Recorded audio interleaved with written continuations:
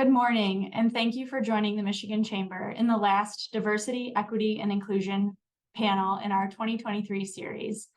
This platform is dedicated to fostering a meaningful dialogue and inspiring action toward building a more inclusive workspace.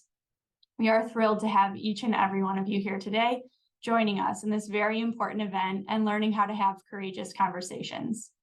Today, as we learn about how to celebrate differences, we encourage you to actively engage, share your insights, and be open to learning from one another. Please use our chat box and Q&A option throughout the webinar. We built in time into our conversation at the end of this event to discuss the questions you have and allow you to engage our powerful panelists today. First and foremost, we would like to express our heartfelt gratitude to the sponsors who have generously supported this event.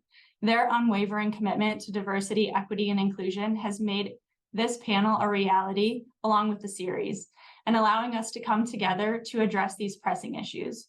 We extend our deepest thanks to Salary.com for supporting our series as a platinum sponsor and to CATA for engaging as a supporting sponsor.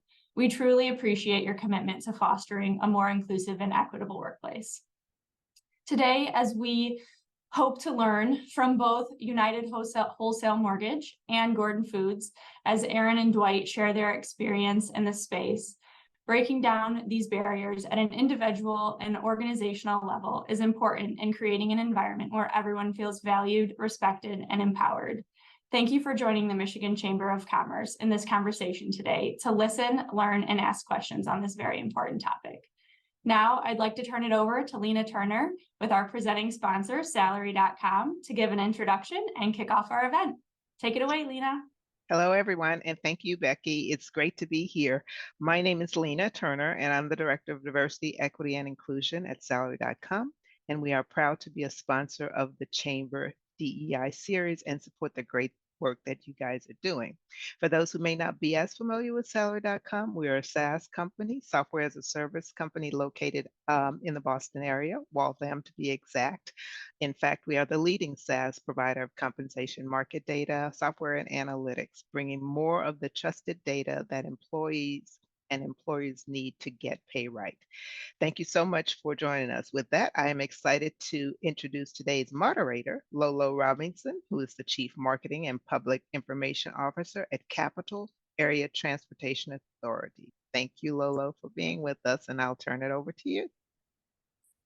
Thank you, Lena, and good morning. Thanks for the opportunity to participate in these important, courageous conversations. Very briefly about me, I've served as CATA's Chief Marketing and Public Information Officer since 2011. I oversee a team of 9 employees on the marketing side and 15 on the customer experience side of the house. And in addition to all things related to communications, I am certified by Cornell University in Diversity and Inclusion. I co-chair CATA's DEI task force, primarily focusing on strategy and subcommittee objectives. I am a founding participant in the Lansing Regional Chamber of Commerce's Executive DEI Roundtable, and among other subjects, I teach DEI in public relations and advertising as a professor of practice at Michigan State University. And now, without further ado, I am pleased to introduce today's panelists. Aaron Sims is the Diversity and Inclusion Coach at United Wholesale Mortgage. He has a deep passion for creating a workspace that respects and values the uniqueness of every team member. In his current role, he works to ensure that UWM's policies and practices accommodate and promote an assorted range of backgrounds and perspectives, and plays a critical role in providing coaching sessions and training initiatives that build mindfulness and sensitivity among team members. Aaron has been with UWM for over 7 years and attended Wayne State University to study business management and operations. He also received a certificate of diversity and inclusion from Cornell University. And Dwight Bowman II is one of 3 specialists on the North American Diversity, Equity, and Inclusion team at Gordon Food Service, where he demonstrates his unwavering dedication to transformative action.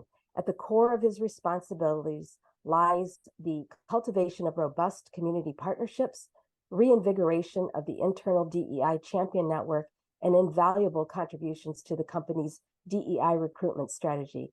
His steadfast devotion to championing diversity, equity, and inclusion serves as a tangible embodiment of his conviction in cultivating a more egalitarian world accessible to all.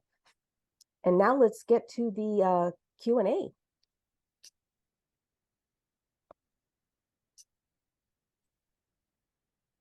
So the first question we have is ultimately, how do each of you create an environment where differences are celebrated in the workplace?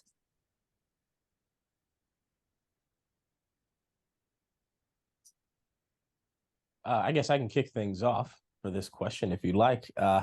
So one thing that I'd like to make sure people understand when it comes to fostering an inclusive environment, and it ties directly into thinking about courageous conversations, is we often hear inclusive environment as a phrase. It's thrown around in marketing and media. You see it on the news. But at the end of the day, an inclusive environment is a result of a cumulative effect of the interactions you've had throughout the day. So it's about the person you spoke to this morning, and then the people that are around you, and then your leader and how they treat you, and how your team has conversations. So while it lives here as this kind of lofty thing, it's really about finding what are the thoughtful ways we can improve those one-on-one interactions. Because if a person leaves your workspace and they go and talk to a friend, a family member, and someone asks them, what do you think about the environment at your company? Their response is going to be based off of all of the interactions they had up to the day, not what your marketing material says or what your branding says. So what's most important to me when it comes to creating an inclusive environment is we have to have the overarching theme or goal, and we have this brand of what we want to be, but it's all about how are we enabling and addressing those little interactions? What are the tools we giving team members? What are the tools we giving leaders? How do we train people? How do we model the action that we want people to repeat when they talk to each other, when they respond to each other, how they handle conflict? Excellent. Thank you very much, Aaron. Dwight, would you like to weigh in on that as well? Yes, Lolo. I agree with Aaron on 100%. I think it goes into more of the intent, being intentional about the conversations that you have, right? One, build that trust, start with that low-bearing fruit, just to get to know somebody. I challenge myself and others within our workplace at GFS to sit with somebody that you haven't sat with at a lunch table, or say, hey, let's grab coffee downstairs in our connector space. And just by asking that low-bearing fruit is, how was your weekend?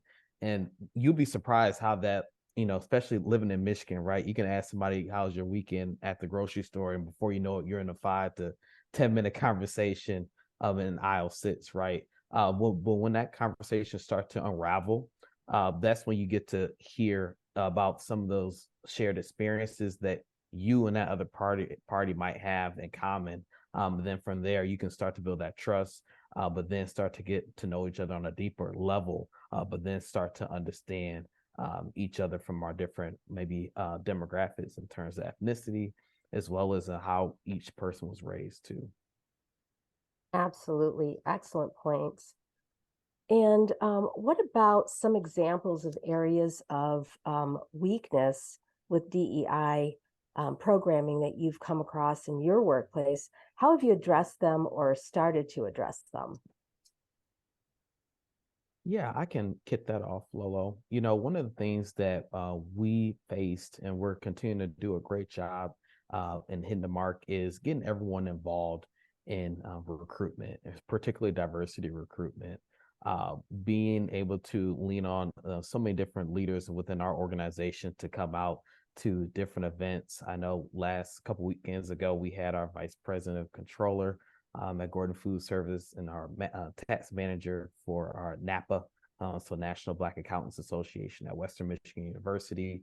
Other leaders are going out to diversity fairs, going out to different student organizations of color to come out and vocalize, hey, not only the recruitment team is here for you to recruit you for internship opportunities, but us as leaders, we believe in our recruitment team. We believe in the branding, like Aaron mentioned, right? We do have the brand of Gordon Food Service that we are going to welcome all, but we also going to put our money where our mouth is, right? We're going to be present with you and be intentional in this space and to show that we care about you and we want to see you grow, as a future leader in our organization.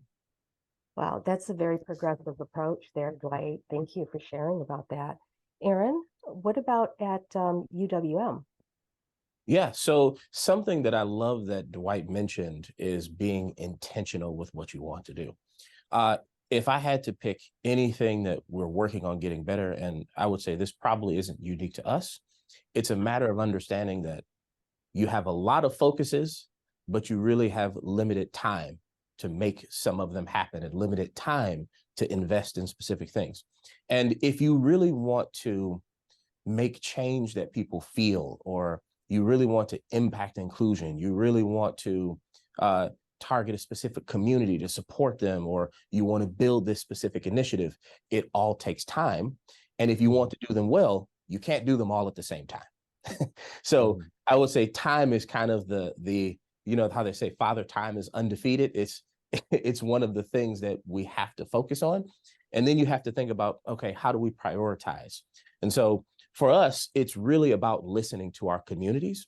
So within UWM, we have 9 resource groups that we use that are there for, team members can connect with each other across the company to kind of see that representation internally and kind of connect with those communities. And then there's a matter of the educational piece where they can meet with each other. And if you're not a member of these communities, you can join any of the resource group to learn from people. And honestly, after building them and working with them, which, we're still fairly new to it, we've only had our resource groups for a little over 2 years now. Every person that's been involved, from a leadership role in the group all the way down to our team members as a whole, they're all completely open and they want to share and they want to educate and they want to do these things that help change perspectives and grow people's kind of whole broaden horizons of what you're used to. So I say that to say, sorry, I go in circles sometimes. Having the resource groups is something that's phenomenal that we also use to listen to our communities and understand what's important. But even down to resource groups, you have to make a decision. Which one do you launch first? Because if you want to do something great and you want to be successful and you really want to invest in its success, you can't do all of them at the same time. So kind of time is that number one thing that I would say is the challenge, but it's just a matter of listening to the communities and then kind of pushing through one initiative at a time. We'll get to the other stuff. We'll make things happen. And if we were to kind of do a calendar look back and to look at kind of where we started, where we were a year ago or 2 years ago, it's markedly different from where we are today. But we didn't get here by saying, here are all the 100 things we want to accomplish. It really happens by saying, what are we going to accomplish today?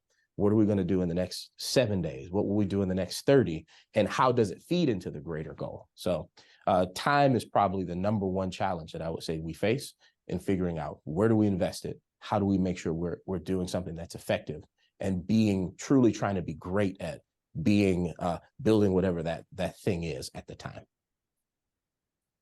Thank you so much. Those are really, really insightful perspectives. I know many of us have struggled with incorporating DEI in our workplace and that true buy-in from the leadership down. And so, along those lines, what are some of the first steps that you would take in your workplace to, incorporate that DEI culture that is really impactful and successful? And before you answer, I did want to say that we've got lots of people chiming in the chat, people from all over the United States and even outside overseas.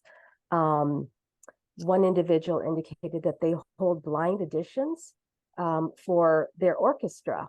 Do you have any suggestions on how to increase their diversity when it is based on performance? How can we market to get more of a diverse group for those auditions, thereby hopefully increasing diversity of the orchestra? That's a really great question there. I think it's from, well, there's not a name, SMSO. I love sorry, I don't know if you were ready for us to jump in, but I actually believe I read a story about an orchestra that wanted to increase diversity. And they did just that. That's kind of one of the orchestras that started. I can't remember exactly which orchestra it was, but they mentioned how they wanted to increase the diversity of the talent of the all of the musicians in the orchestra. And what they found was that as they had the panel that was interviewing, there was a little bit of bias toward male artists. There was a bias toward male performers versus non-males. And so they started doing blind auditions, and they took it a step farther and even had the people that were auditioning take off their shoes, because the sound of heels walking across the stage could give them the inclination that it was not a male performer, and that also impacted how they completed the audition. It was a fascinating story. But I say this to say, I love that you're thinking about this from whoever that was that put that question in. It's always going to end up being something thoughtful and creative that you can do to help figure out how you can implement this differently. And it's not always a grandiose change. It's about taking a step back and honestly getting perspectives from people that likely have nothing to do with the orchestra and nothing to do with your process, but bringing in someone or leaning on someone that you trust that maybe in a totally different industry, because having their perspective on just how they do interviews and just listening to what they do, it may not be something that directly connects with what you do, but you may hear a process that's like, okay, so you said when you're reviewing resumes, now you remove names. And so now that may help you think of, okay, well, how do we even receive the information? What does our platform look like when they're inputting information? What happens when we're asking about gender? And do we have non-binary options? Does our platform for sourcing talent kind of lean into one particular segment of society? Or is it open? Does it show in different places that we may not have thought of for? And I'm sorry, you get me excited. This is where we go. But there are so many different questions about just practical things that we do that honestly, if you thought of them yourself, you would probably have already changed it. So my recommendation, use your resources, talk to others, look at how other industries do it. And you may even find that there are a couple pieces that you can take and adjust and build into your process that might make all the difference for you. Thank you, Aaron. That was from the Southwest Michigan Symphony Orchestra. Thank you for that question. Hopefully you got some good feedback there. We do have another question in the Q&A, and let's see. Can you describe what a resource group is and how they function in your organization? Dwight, would you like to take that question? Yes, I will. So we actually don't have resource groups at Gordon Food Service. We do DEI action teams. So very similar to resource groups. So if you can think of it as on an enterprise level, myself, my other two colleagues, my manager who leads the DEI initiatives for the organization as a whole. But we have our DEI champions, I like to call them, within each department. So we have a champion for finance, we have a champion for marketing, sales, etc. And they have a team within their own department. So they do, whether it's roundtable discussions about several DEI topics, whether it's a lot of engagement. So I know our merchandising team just celebrated Hispanic Heritage Month. So they partner up with one of our diversity suppliers and just fed the whole entire corporate office with all some great food. And they hosted an event and opened up to everybody. But then they like to do a lot of activity like in the community, whether it's going to events, supporting DEI efforts, or even supporting our own diverse customers. So our supply chain team, Aaron Gates, he's one of our DEI action team leaders, and he does a phenomenal job of, hey, once a month we're going to a person of color restaurant and supporting them. One, that they're our customer, but one, we just want to support more minority owned businesses in the greater Grand Rapids area. So we found that to be very resourceful because we kind of be able to champion off each person, right? I think a lot of times when we think about and we look at DEI from other organizations, it's Dwight Bowman at Gordon Food Service. We don't want it to just be Dwight Bowman, right? We want other Dwight Bowmans to be championed off as well and continue to push forth the mission of DEI and to continue to be that champion in all the communities that we get to serve and live in. Excellent. And supporting the local businesses is very, very important. It's not just about your own workforce, it's the regional impact that you all bring to the equation. We do have another question in the chat. Say you have the courage to stand up for yourself and have that conversation with the supervisor, but it goes very poorly. How do you come back from that professionally and effectively continue your relationship? That's a great question. Aaron, would you like to kick that one off? Yes, I can kick that one off. Okay, so when it comes to, and I like that we've kind of circled back to the topic of the day. You leave it up to me, we'll jump in a lot of different directions because there's so many great things to talk about. When you think about courageous conversations, and we think about this particular instance, I had a discussion, I talked about something that was a little uncomfortable, maybe it didn't go great with my leader, and now we're thinking about how do we recover, how do we come back? So there are two important pieces to consider with how this works. So on one hand, it's understanding what does this workplace environment say about these type of conversations. Your workplace ideally should be a place where giving and receiving feedback is encouraged. And there are high levels of psychological safety that say, if we had this conversation and it didn't go great, or I made a mistake, or something was not as great as it intended, I still feel safe enough to take that risk that we can then come back and revisit and talk about what were the lessons learned. And for whoever asked this question, I want you to know your feelings are very valid for whatever you felt. So I don't want you to end up leaving that conversation feeling like I was invalidated. I shouldn't have felt this way. Maybe I shouldn't have had the conversation, because at the end of the day, things only get better in any workspace by having these conversations. And the more organizations understand that, the better we'll be able to kind of grow, not just DEI, but honestly, just having functional cultures and workspaces. So these conversations need to happen. Now, from an individual standpoint, for who asked this question, it's going to start with taking an inventory of yourself and making sure that you're taking time to acknowledge your own feelings. Because again, you're an adult, you're human, you are right to have feelings. And if you feel like it didn't go great, that's okay, that happens. Then it's about thinking about, I'm a big proponent of controlling your controllables and being a thumb pointer and understanding what can I do differently?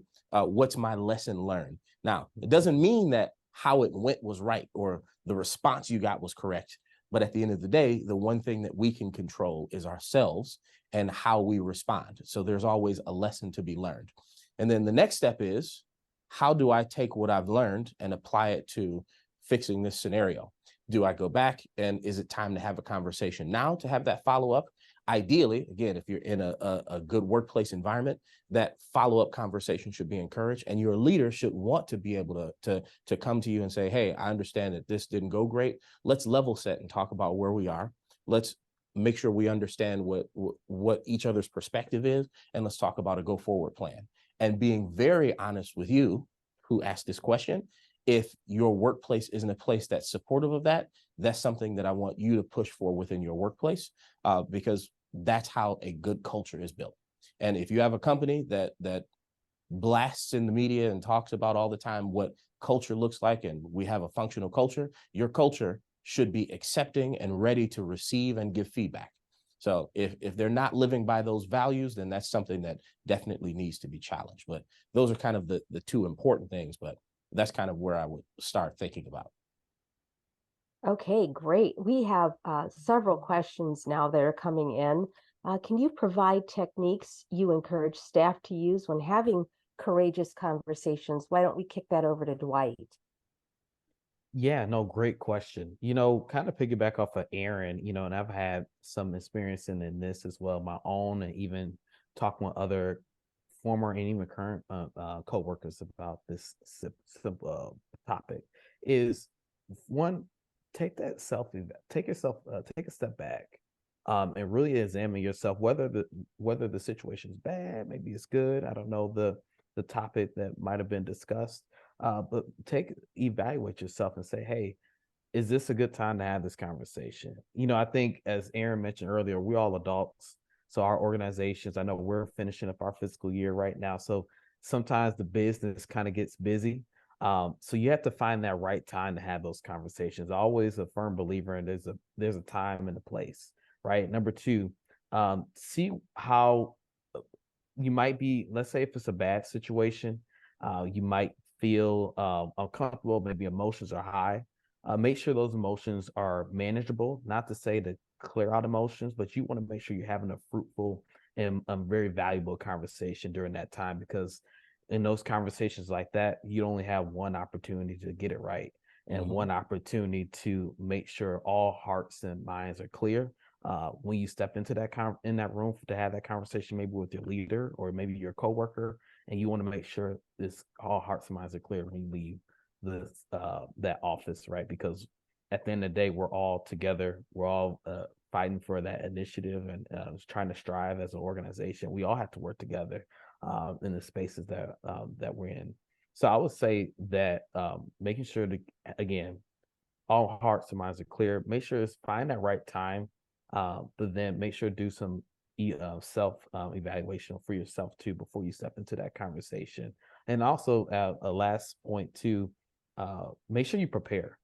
I can't tell you how many times I've spoken with other coworkers and even some like former interns in my other organizations. They went right in guns blazing, if you will, into a conversation that they weren't really prepped for and ready for. And unfortunately, the conversation didn't go too well. So make sure you're preparing for those conversations. Have those questions lined up. I still do it to this day because I can talk all day long. So I like to have my own little structure too when I go into any different meetings. So make sure you have questions written up, ready to go, and maybe even to your leader or whoever else you might be speaking with. Send them a quick email. Say, hey, these are a couple things that I want to discuss. Just give them a heads up. That way we can really have fruitful conversations. I think even in this topic, courageous conversations, is so important that in these DEI topics that we actually have conversation, not surface level, right? We want to have deep conversation because when we have deep conversation, we can finally see the root and find the root, and we can hopefully heal the root of the problem. Excellent. And it does sound like these are issues that many of us are experiencing, which is very normal, especially when you're trying to get a DEI initiative off the ground. How do you currently recognize employees at your companies? And have you surveyed or spoken with employees to determine whether these methods have worked?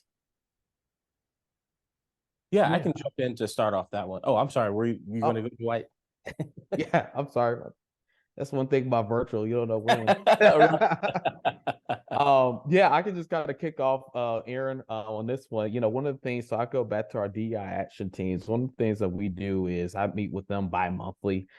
So that's an opportunity where I just meet with that specific leader. Sometimes that leader brings a couple people on their committee within, again, finance accounting team. And we talk about, hey, what are some wins that you guys are able to accomplish? What are some growth opportunities that you've been seeing in the last couple months, the last time we've met? What are some things coming up? But then what are roadblocks and support? And I really hit this one pretty hard when I meet with them on a bi-monthly basis. I said, listen, to make this fruitful, to make keep up, help us to continue to drive for success in this space in DEI at GFS, I need to know what's your roadblocks. I need to know what support that you need, because that's the only way we're going to get to that next level and continue to grow as action teams. And then something else that I created too in this year is having the opportunity to meet with all the action teams together. So from Canada as well as our US action teams, to have a once a quarter call.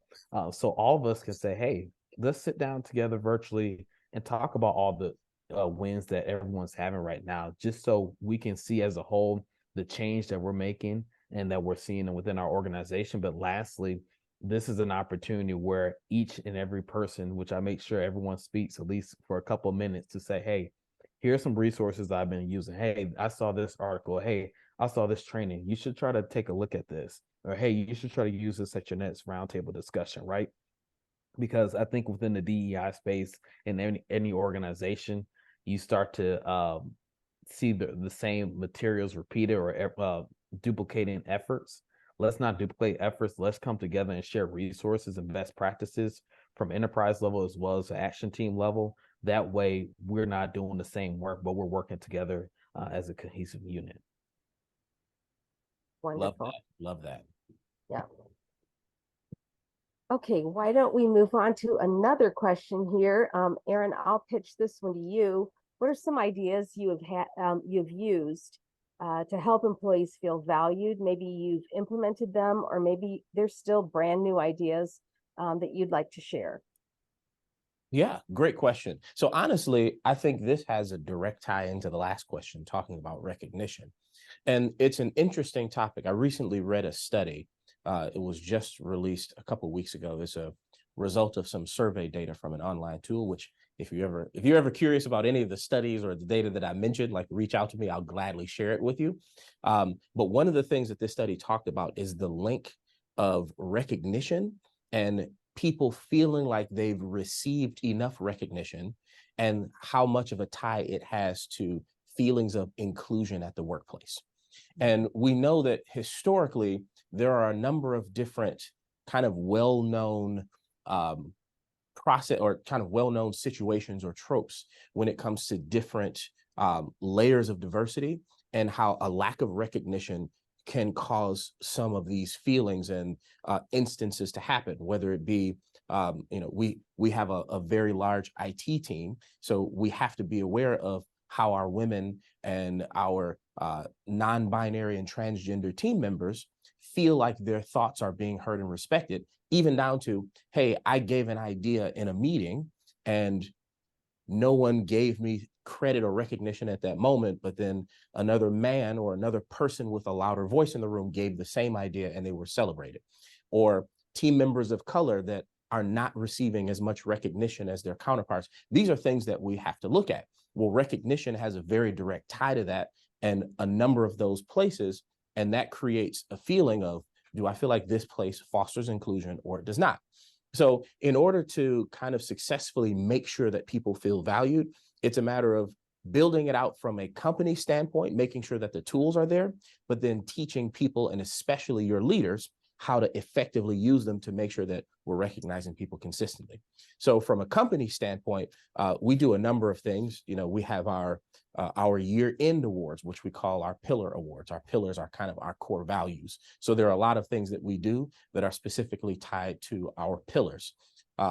There are your monthly awards that are given out to team, MVPs, and their team level awards and division or departmental awards.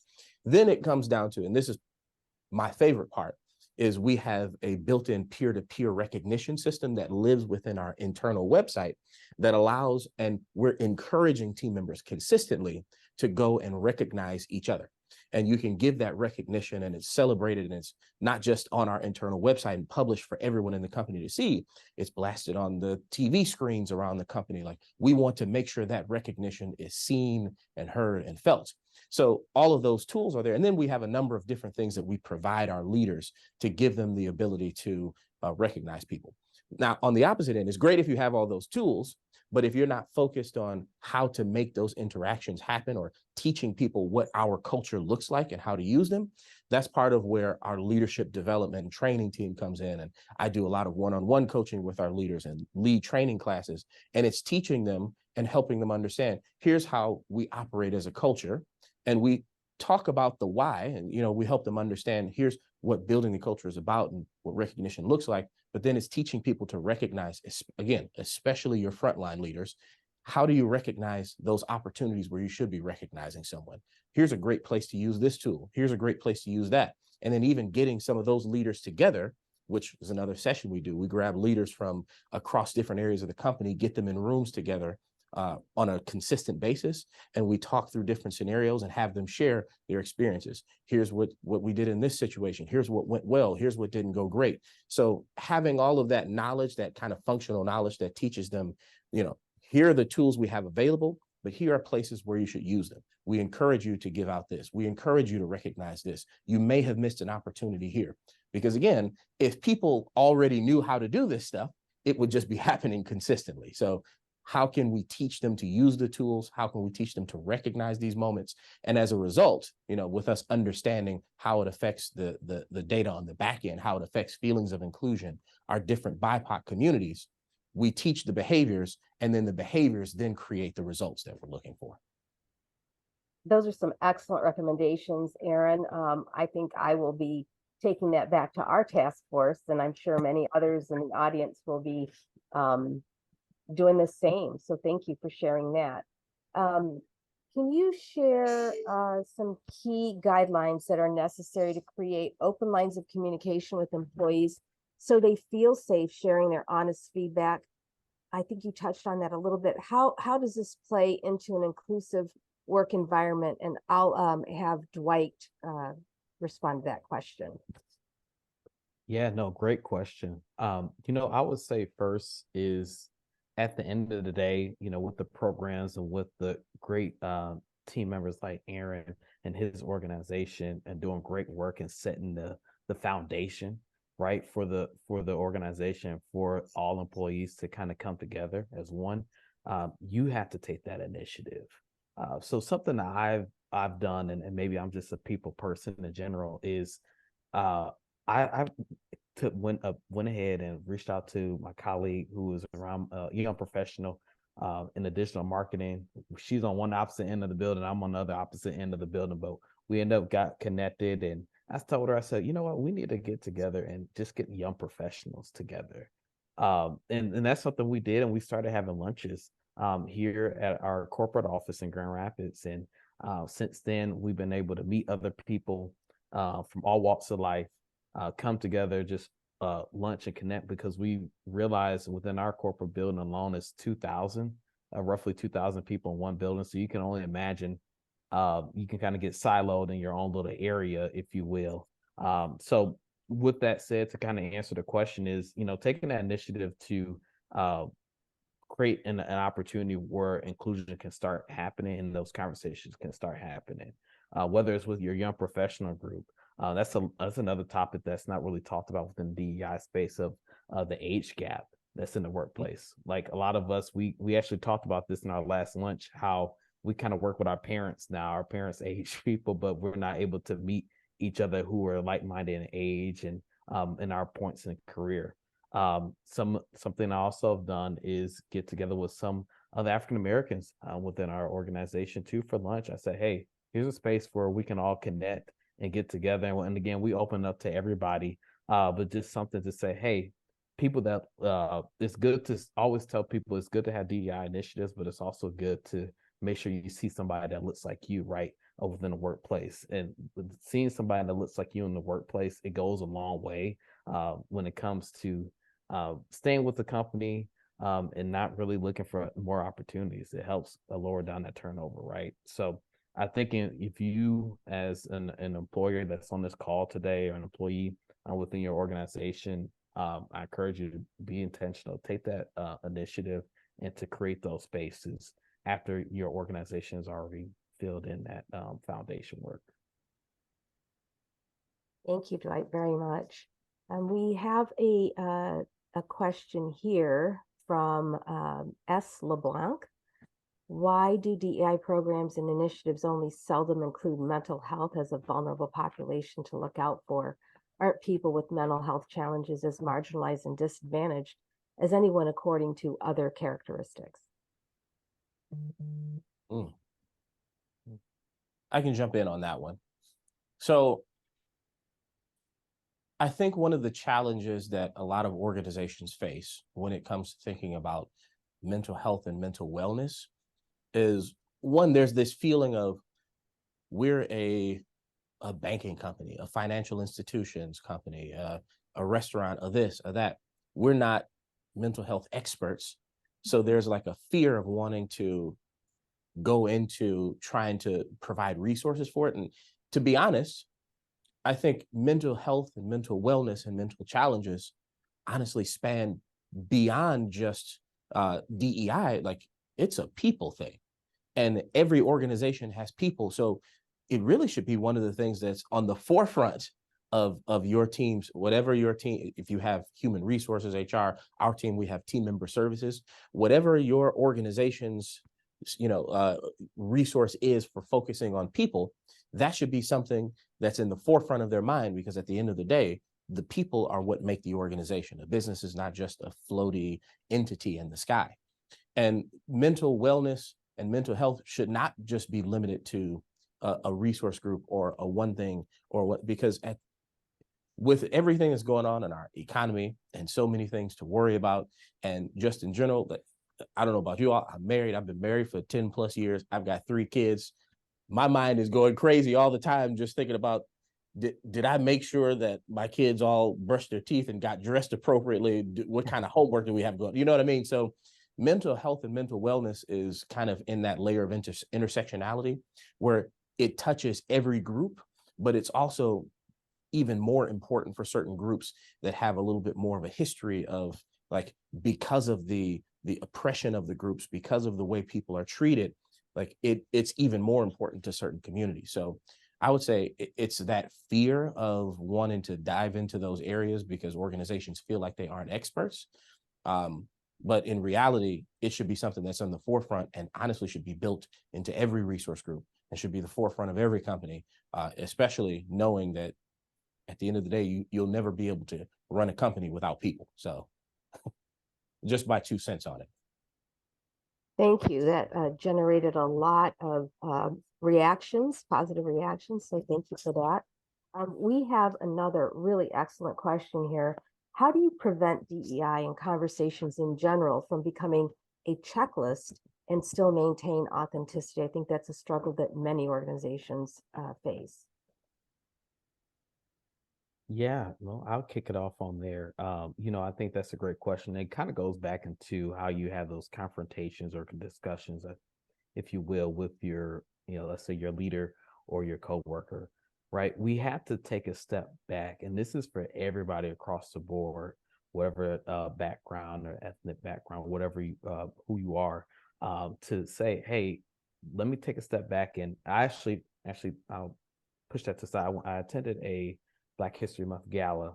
It was a great event, but one of the things I was kind of disappointed in, it became like that we're better than you type of panel discussion, and one person kind of vocal things out, and I actually felt uncomfortable as an African American male, just because I was like, man, this is not the way to have genuine, real conversations within the space. So I encourage anybody that's on this call today, make sure when you're setting up opportunities where we can actually take that step forward, make sure you examine those questions, make sure you get the right people to be on the panel, but then just to take yourself out of your own shoes and think of somebody else that you're trying to speak.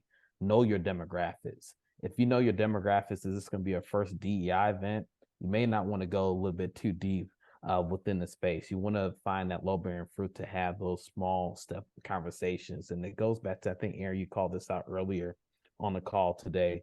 Oftentimes we want that microwave DEI initiative. We want to do it and we want to get it done by the next day or by end of year end. That can't happen, unfortunately. We have to take a journey. We have to take this thing step by step in order to really resolve problems. And I think that's a lot of times, and when all organizations, I'm noticing on my LinkedIn network, everyone's trying to drive change so quickly. And when you drive change so quickly, you don't really solve, you don't really heal that root of the problem. It's always going to be a continual effect. It's always going to, that stem, if you will, is going to grow right back again. So I say that in closing, I encourage, all of you that's on this call, again, make sure you're being selective and find that low-bearing fruit of like those conversations, those questions, leveraging the right people, so you can continue to have those conversation discussions. Thank you for that. We do have a lot of Q&A here now. Let's see, the next question is, how do you prevent DEI in conversations in general from becoming a checklist? So you did address that. Let's see. Hey, Lolo, can I add in one thing about the checklist question? Because that's a really interesting one. Absolutely, please do. I promise I'll go fast. You're fine. I want to change the way people think about a DEI checklist, And this is for all of my company and my organizational leaders that are here, because Dwight hit the nail on the head when he talked about the low-hanging fruit and the instances and the feelings. The checklist shouldn't be a, here are the action steps. Your checklist should be, what are the feelings that we want people to walk away with? Your checklist should be your list of, what does inclusive look like for us? Because inclusion in DEI looks different for every organization. A lot of the things, part of the value of coming to panels like this and hearing us talk is we're going to talk about things that work at our organization. Everything that we do is not going to work for you. You have to pick your pieces and find what applies to you. But if you change your checklist to saying, we want people to leave our workplace feeling energized, we want people to feel like they're supported in their family, we want people to feel like whatever that list is, that should be your checklist.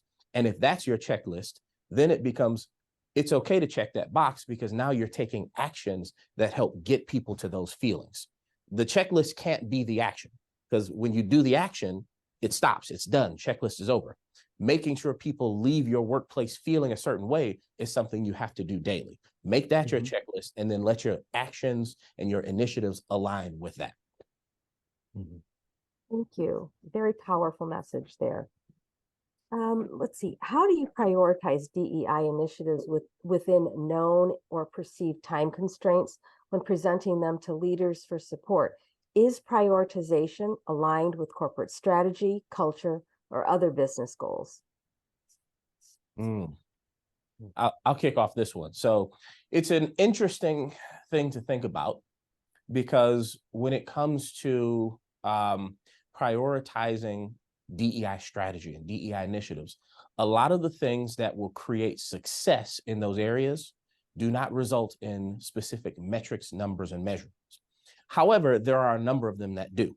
So this is part of where I said it's different for every organization. You have to first have a conversation with your senior leadership and make sure they understand that diversity and equity and inclusion are not things that are opposed to organizational success. The organization can be and will be successful if we're focused on doing some of these things to make it happen. I mean, even thinking about from the most basic standpoint, understanding that for any business or organization, your most expensive costs, I'd say in the majority of cases, are people. So not getting people right, and I don't mean like hiring the wrong people. I mean, not investing in your people and developing them and making them feel like they're in a place where they can thrive. It is expensive for you as a business, because your people are staying just long enough until they find a place that does. And then they're going to leave, and then they're going to go somewhere else. So the loss in production that you have in losing that person that you invested and trained to ramp up to produce whatever it is they were doing in their role, to then lose that and now have to rehire, and now you have to pay to ramp those people back up. Like, it's the most expensive thing that a business could be doing. So just thinking about that from a base perspective, it just makes sense to do things that are about including and developing an environment where people feel like, I love coming to work, because that's part of what inclusion is. I mean, there's the part of understanding, I know I can come to work and have difficult conversations, and we respect each other, and these difficult conversations don't result in us feeling sour about the workplace long-term, because that's inclusion too. It's also, I know that when I leave the workplace, it's a place that I want to come back to tomorrow. So that alone is part of the value and why DEI is important. But then you get to understanding some of the other things, because at the end of the day, because it's a people-focused thing, it's all about how are we building an environment where we can retain talent, train talent, develop talent. People want to stay long-term and grow and get better, because that's what helps your organization get better. Thank you. I'm sure we are all taking copious notes, because these are excellent, feedback for the questions that we're getting. Here's another question.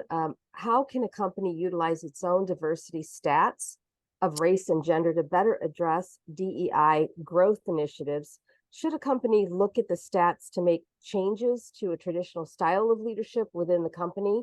The backstory is working in a very male-dominated field where there's very little diversity and race within the company, and leadership is only males. Who would like to address that question? Yeah, I can get that question off. Please. I think, utilizing that data, showing that data, but not only just to show the data to your leaders, but tell the story. So when I first came into my organization, I'm the type of person I grew up, you never know where you came from until you don't know where you're going to go unless you know where you came from. So I did my homework at GFS, if you will. My historic homework on like where has been our DEI trend been from the beginning leading up to that present day, my day one in the organization. Then from there, did some self-evaluation from different long-lasting team members, people in the community, because I do a lot of community work for the organization, as well as looking at the data, but then painting that picture and telling that story on where we've been currently and historically, but then where we're trying to go as an organization. And I think, and I say telling the stories because we can all show the data. Anybody, any organization can show the data, but it's something about painting that story that's going to actually reach and prick the hearts of your leaders to say, hey, you know what? We do have I shouldn't say a problem, but we have a lot of work to do. Where do we go from here? So I would say I'll encourage that person, do the history, check out the history of your organization where you've been in this DEI path. From then get the data, but then also take the story, but then also prick the hearts of your leaders with that story. And sometimes that's even sharing your own personal story. I know with my the DEI roundtable discussions I've led with several different leaders within our organization, I always speak on my experience coming to the organization. And I said, one of the reasons why I joined Gordon Food Service wasn't just because of the pay, wasn't because of the benefits, wasn't because of the organization name within Greater Grand Rapids and other parts of North America. It was because I saw diversity in your leadership. That's what it was. And also in showing, and I told my leader, I said, when you're looking at somebody that's a minority that's coming to an organization or considering to come in, they look at that. They look at how diversified your leadership is. They look at how many minorities or people of color are in track for leadership, or do they see their value as an employee at your organization? So those are the things that I would recommend for people to kind of look at when you're going into having those conversations with your leaders and getting that buy-in. Great point. Great points, Dwight. Thank you. Okay, we've got another question here. Oftentimes people are apprehensive to approach peers or employees from different circumstances or backgrounds, so they avoid the conversation for fear of saying the wrong thing. Any advice to make folks more comfortable in these situations? A perfect example of a courageous conversation. Aaron, would you like to take that? Yes, I can jump in on this one. So what this makes me think about is, and I'll give you an example from our workplace, okay? I don't think there's anything wrong with being uncomfortable about a topic. It's how we respond to that discomfort that makes the difference. Do we shy away from it? Do we create more? Because I will never fault someone for where they grew up and the people they grew up around, what you were exposed to, because those are the things that you couldn't control, right? You got to control your controllables. Now that you're here now, so I talk to a lot of our people about, you may not have come from a place where you're around so many different people. We're in Pontiac, Michigan. We've got, 6,000 plus team members on campus. We're a big commuter company. So we've got people from all around kind of the Metro Pontiac, Metro Detroit area that are coming to our workplace. So we work with a lot of different people from different backgrounds and thought perspectives, and it's phenomenal. If you've never been around that, sometimes you don't know what to say. So it's really about, so from an organizational standpoint, how do we create tools that then allow for these conversations to flourish and to grow? So on one hand, you have, like, this is one of the primary reasons that resource groups exist, is to help facilitate having these conversations and educating. So there's the part where resource groups are there to advocate for these communities within the business, to help the business understand how to treat these communities and how to support them. But then that's that educational, create the openings.